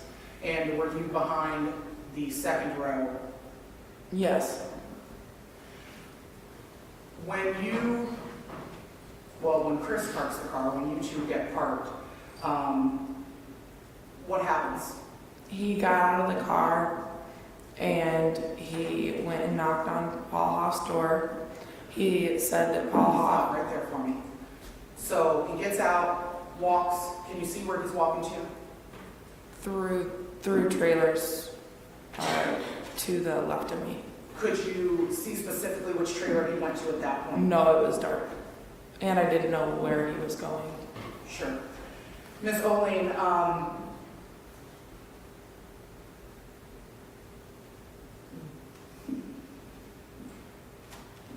did Chris return to the vehicle at that point? Yes, about just shortly, minutes later. He get back in the driver's seat? Yes, At some point, you and Chris had sex out there, right? yes, In that same place where you were parked? yes. Can you recall if the sex occurred before Chris got out of the car and went and knocked on that door, or after he returned to the car? I believe it happened before he exited the car the first time. I'm going to ask you some personal questions about that. Sex happened in the car, Yes, ma'am. front seat or back seat, Front seat, passenger seat or driver's seat? passenger.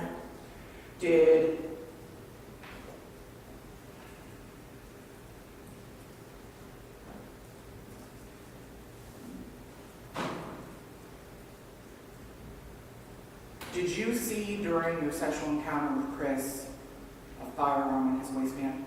Chris did not have a firearm with him that night.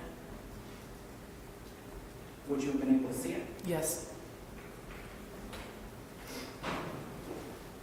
Tell me what happens after, so you have the sex, he knocks on the door, comes right back.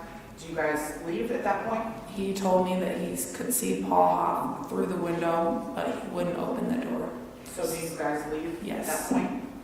Where do you drive to? We drove west on Mount Vernon Road, looped around Pot area, came back to Mount Vernon Road, and during that time is when he had a phone call. Okay. So how long do you think you guys were gone before you returned to the trailer? 15 minutes.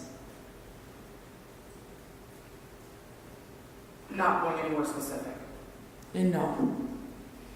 When you get back to the trailer court, where does Chris park the vehicle?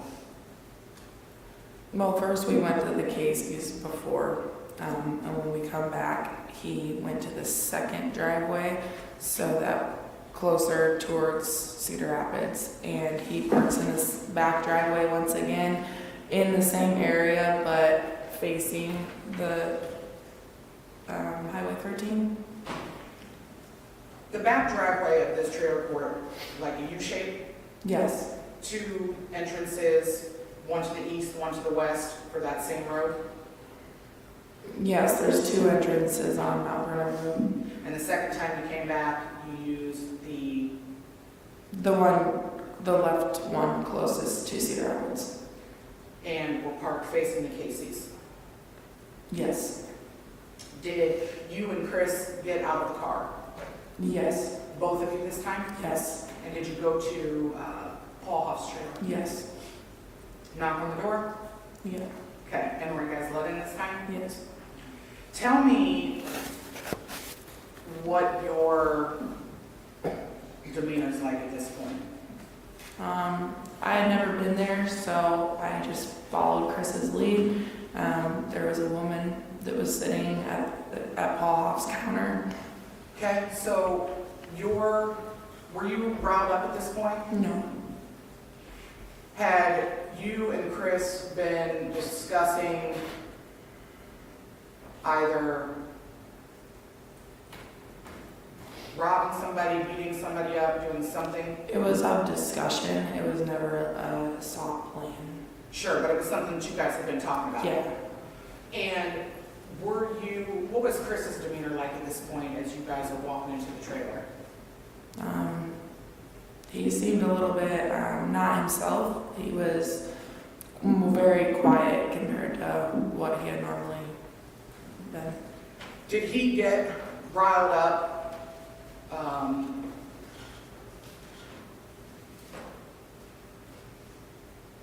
Did he get riled up when he got inside? Was he talking about this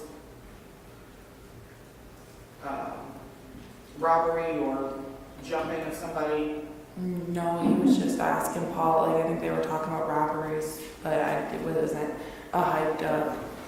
I don't think it was us. They had a certain particular thing they were going to rob. And when you say he was talking about robberies, was he talking about robberies that he was considering or ones that he had already completed? Considering. And sometime during that conversation, was it proposed to you that you be involved in this? They asked if I would be a driver, and I declined as it was 4 in the morning, or damn near 3 a.m., somewhat in there, and I didn't do that kind of stuff, so I declined. Yeah.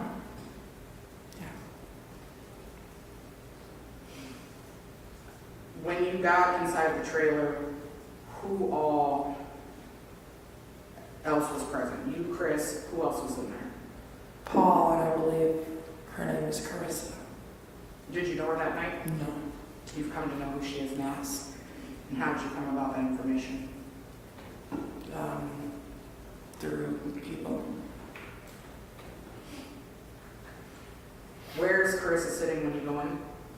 I believe Chris stayed standing. I'm sorry, Carissa. Oh, sitting on the other side of the bar that was in the main area. Is that an L-shaped bar?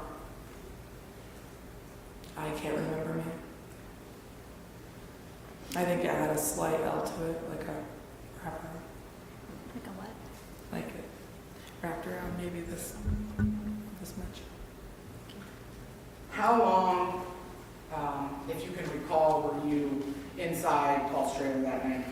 I was only there for 15, 20 minutes. Tell me what you're doing while you're in there. Me and Chris were smoking a blunt and just kind of talking. Can't remember about what, small talk. And that's when Paul pulled him away into the corner of the room. Do you recall smoking meth that night too in Paul's trailer? I don't recall him smoking meth in Paul's trailer, no. Is it possible? It's possible.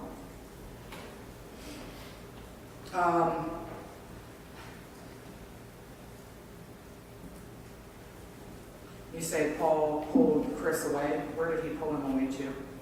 Just about 10 foot away in the, I would say maybe it was their kitchen. And was there a point where Chris came back to where you were? Yeah, and he grabbed my arm and said we needed to go get cigarettes outside. So did you guys leave? Yes. And when you left, was Paul and Carissa still in the trailer? Yes. Did you leave did you get in your car and drive away, or did you leave on foot somewhere? We walked back towards my car, and he had my arm, and he said we needed to get cigarettes. And once we got to the car, he said, you need to drive, and you need to go home, and you need to call me in 2 hours.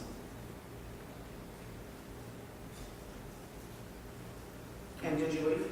Yes. Prior to leaving, did Chris get anything out of your car? Yes.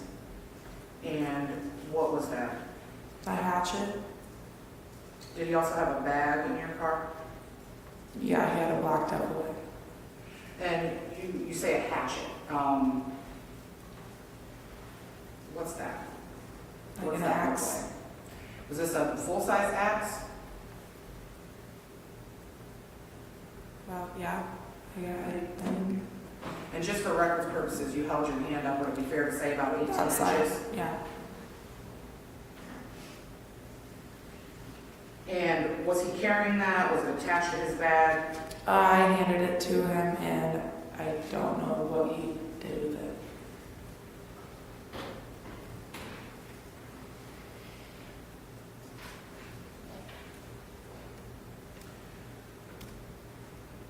After giving him his belongings, did you leave? Yes, he gave me a hug and said drive home and call me in 2 hours, and I left. Did you call him in 2 hours? Yes. I'm going to rewind a little bit, Miss Oline. Was there some point, do you have some sort of security system or something set up that you can view from your phone? Yes, I did at that time. Do you recall sometime that night viewing that security program and seeing someone inside your house? Yeah, I thought I saw movement in my back because my windows were, you could break into my windows, and I thought that I saw movement, but I did not get a person on that footage. I only had one camera in one room. Ms. Oling, back in 2018, you were heavy using, right? Yes, ma'am. High all the time, Yes. super paranoid. Yes. The demeanor that you had that night, I mean, you were strung out, right? Yes. Okay. When you left Paul Hoff's trailer, Chris tells you call in 2 hours. Is that the last time you saw him? Yes. At what point,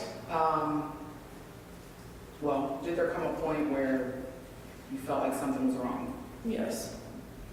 And do you recall when that was? Yes, because I woke up. You said as soon as you woke up? Yeah. Which was at the gas station. I was trying to make it to Independence, because I was scared to be at my home alone. Because you were paranoid? Yes. And so you say you went to a gas station in Independence? No, I went to the gas station, the same one Chris and I were at on Todd exit, and I did fall asleep there until early hours of the morning, 5, 6 a.m., and I repeatedly tried to call Chris. I had messages from Kaylee, and people were already looking for him, and so I was concerned. And when you called Chris, did you get an answer? No. Was his phone ringing or going straight to voicemail? I believe it was ringing at first. It would go on and off.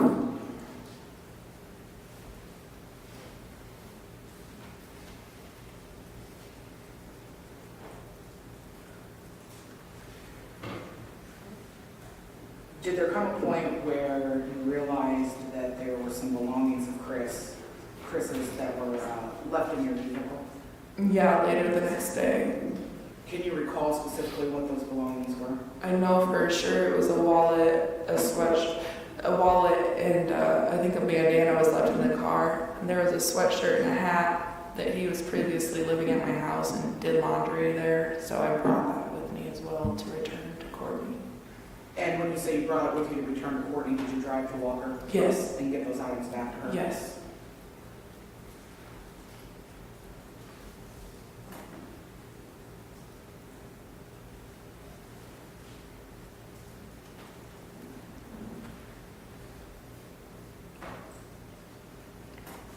You said that when you woke up at the gas station, you first realized or had the feeling that something was wrong.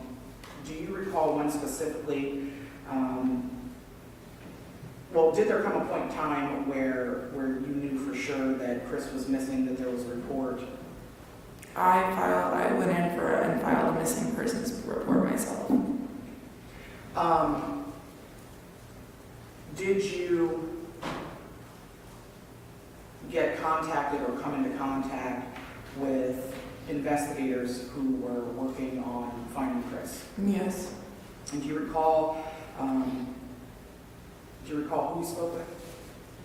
Dave Buter and a couple of others. And how many times, if you can remember, was it more than once that you spoke with these investigators? Multiple times. And where did those meetings or interviews, where did those take place generally? The sheriff's office.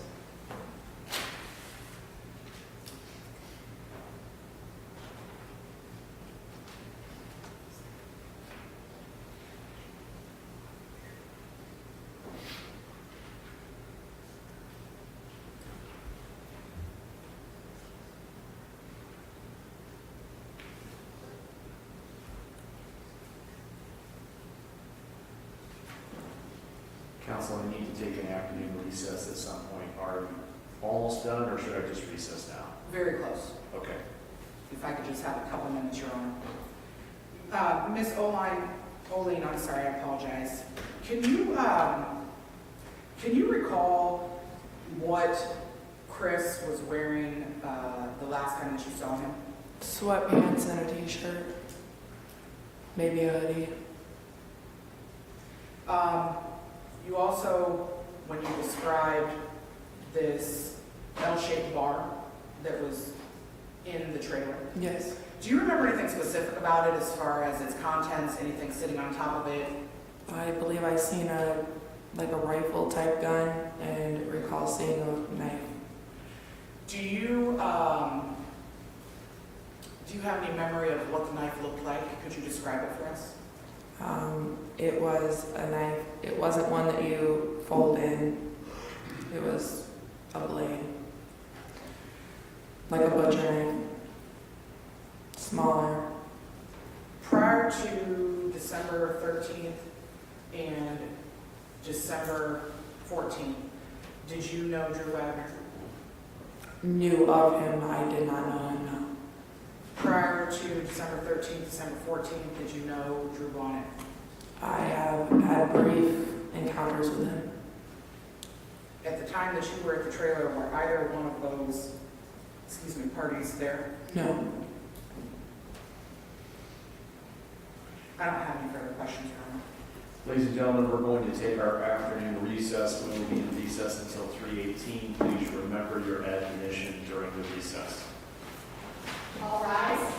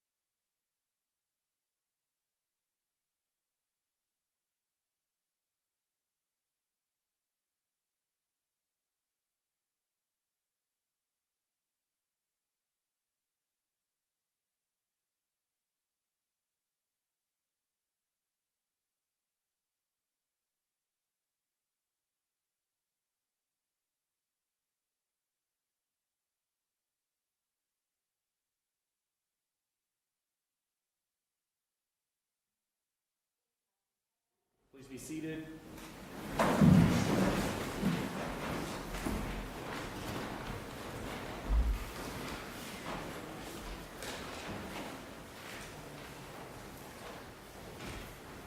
Mr. Spees, you can do your cross-exam. Thank you, Your Honor.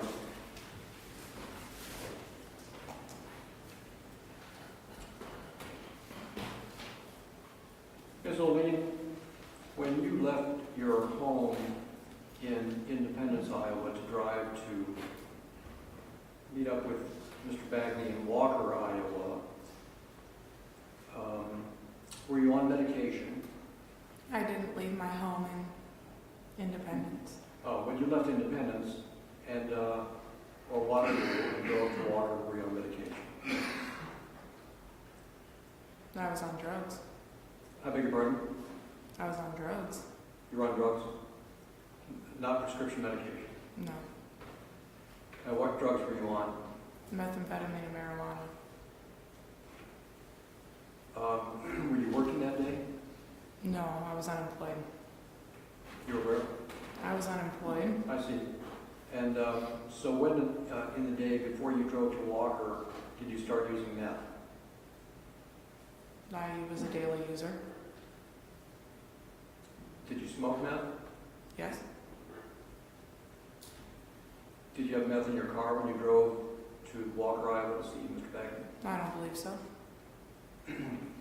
So you had some before you got in the car to drive to Walker. Yes. And you told the men and women of the jury, you told us that when you got to Mr. Bagley's home in Walker, you saw Courtney Bagley and Chris Bagley, and it looked like they were arguing. Yes.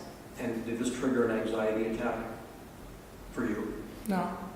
When did you have the anxiety attack? I had anxiety all day that day from things that I had going on in my own life. Things that happened in your personal life that, Yeah. that were causing you this anxiety? Yes. But were you having an anxiety attack when you arrived at the Bagley home in Walker? No. Well, at any time that day, did you take any prescription medication? No. Just methamphetamine and marijuana? Yes. So you told us that you drove to, from Walker, Chris was driving, and you got to your apartment in Marion about 10 o'clock. Yes. And did you get high at your apartment in Marion? On marijuana.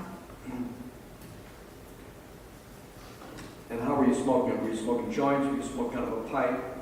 What do you recall? Cigarillos. Blunts? Yes. So you would pack a cigarillo with marijuana and smoke it that way? Yep. That's what you mean by a blunt? Yes. Okay. How many blunts do you remember you and Chris consumed together there at your apartment after 10 o'clock? 1.5. And then it's your recollection that you left the apartment about sometime after midnight but before 2? Yeah, about 1:30 approximately. And tell us again where you drove after you left your apartment. Otter Creek gas station off Toddville exit. And there you bought what? Just some... Chris went inside and bought cans of Mountain Dew and Newport cigarettes.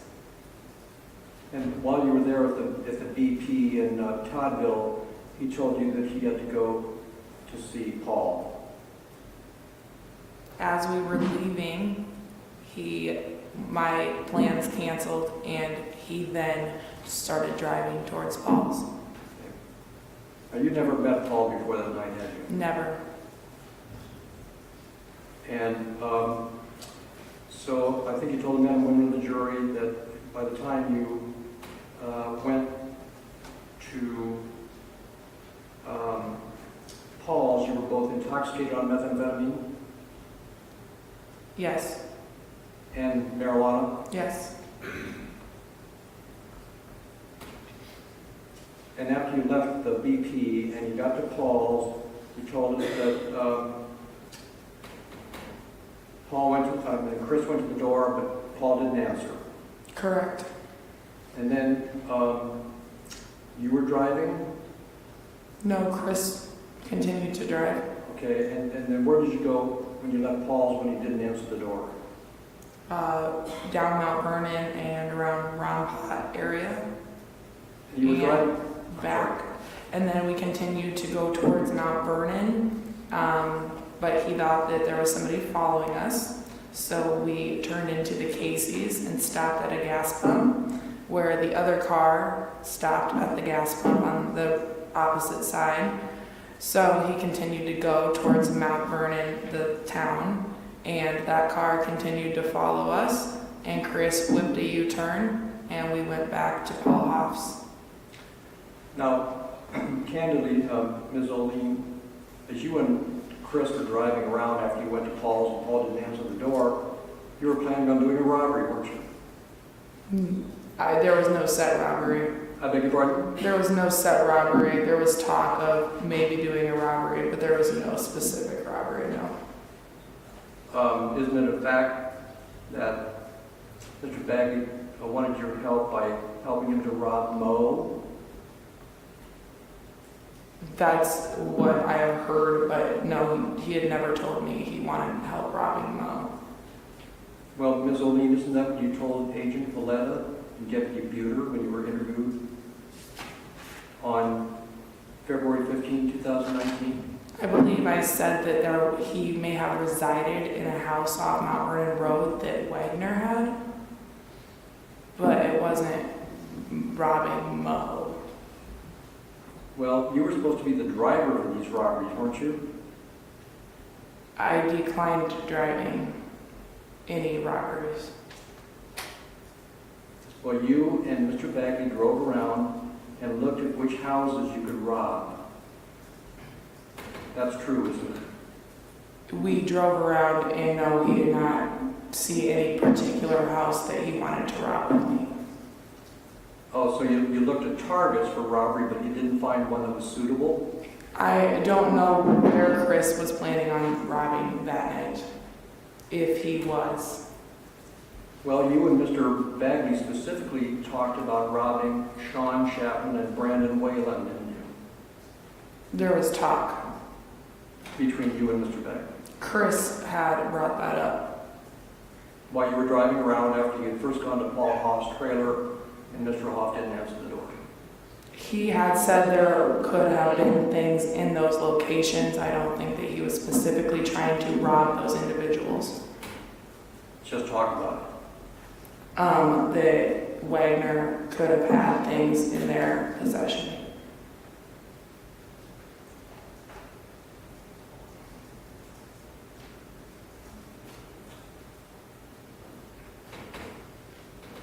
So, but he did talk about you being the driver if one of these robberies could be accomplished. Yes. So, Ms. Oline, when you went back to Mr. Hoff's trailer after you'd been driving around talking about robberies, were you still high? On marijuana. I beg your pardon? On marijuana, yes. All right. Were you smoking in the car while you and Mr. Bagley were driving around? No. You got to Mr. Hoff's trailer, though. You went inside the trailer and you smoked meth inside the trailer. I don't remember smoking meth inside the trailer. I remember smoking a blunt inside the trailer. Do you remember seeing do you remember seeing Carissa Marty in the trailer? I remember seeing her. I did not know her name until recently. But you remember seeing a woman in the Yes. trailer? You remember her smoking meth, don't you? No, I don't recall I don't recall that.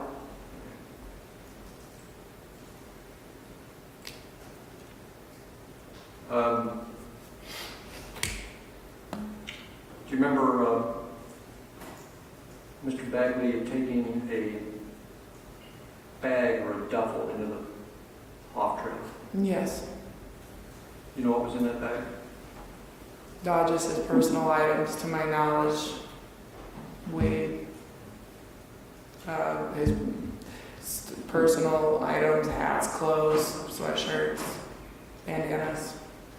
He always had a bag. And he took that bag out of your car. Yes. into Mr. Hoff's trailer. Yes, he always took his bag with him.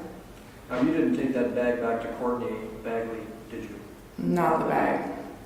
Not the bag? No. Just the contents? The contents that had fallen underneath my seat, yes. Well, did you have the bag in your car? On the way to Paul Hoff's until Chris took it. Chris took it in, and that was the last you saw of it? Yes. Now, I need you to wait just a little bit between the end of the question before you jump in with the answer, because the court reporter has trouble getting it down when you go fast, okay? Thank you.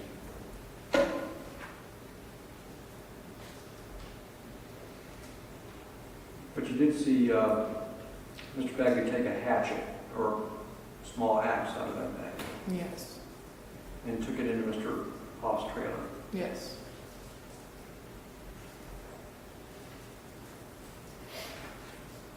And in the time that you were in the trailer with Mr. Hoff and Mr. Bagley, did you hear Mr. Hoff and Mr. Bagley talk about turning a robbery at a place that had $22,000 in a safe?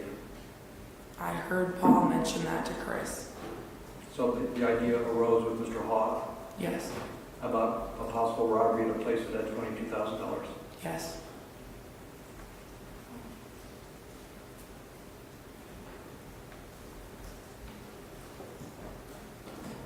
So was Chris at Hoff's trailer to pick up Mr. Hoff to go do a robbery? I believe that's what Chris was under the impression of. Well, that was your impression. Yes.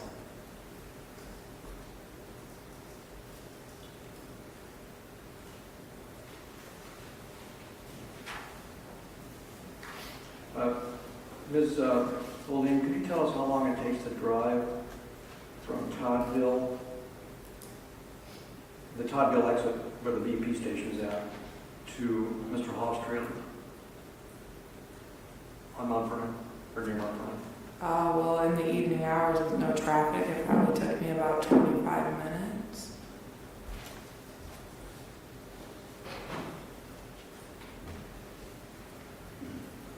Finally, Ms. Oline, the fixed blade knife that you saw sitting on or by the bar that looked like a butcher knife but was smaller, was it in a sheath? Yes. Thank you. No other questions. What was that question? Question again? I'm sorry. The knife, I seen the knife, yes. But what was the end of it? Did you see it in a sheath? Was it in a sheath? Did you see it in a sheath? No, it was out. The blade was out. Thank you. Ms. Slaughter, do you have redirect? Just a couple of questions, Your Honor. Ms. Oling,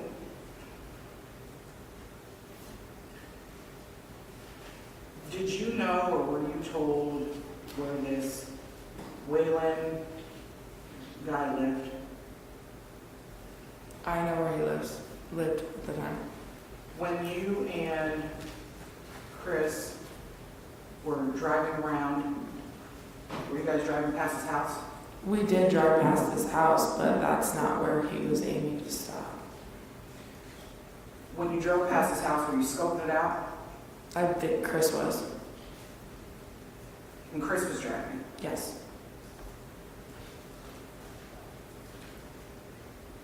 I believe he was driving looking for the money from Wagner.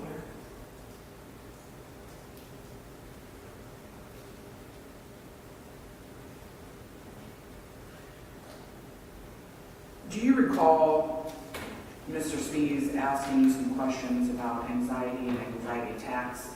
Yes. When you said you had been having anxiety all day because of personal issues, do you distinguish that type of anxiety from an anxiety attack? That's different to me. Okay. When you arrived in Walker, were you anxious? Did you have anxiety? I had a lot going on, but I was not under a panic attack. The lot of things that you had going on and the anxiety that you were dealing with, was that the reason that you asked Chris to drive? No, actually, Chris offered to drive. No further questions, Your Honor. Mr. Spees, do you have any recross? No further questions necessary, Your Honor. Thank you. You may step down, ma'am. Your Honor, Ms. O'Leary has been subpoenaed by the defense, and she can be released from that subpoena. So, ma'am, you are released from any defense subpoena. You need not appear again.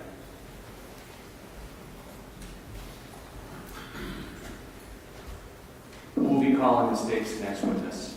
May we approach, Your Honor? You may.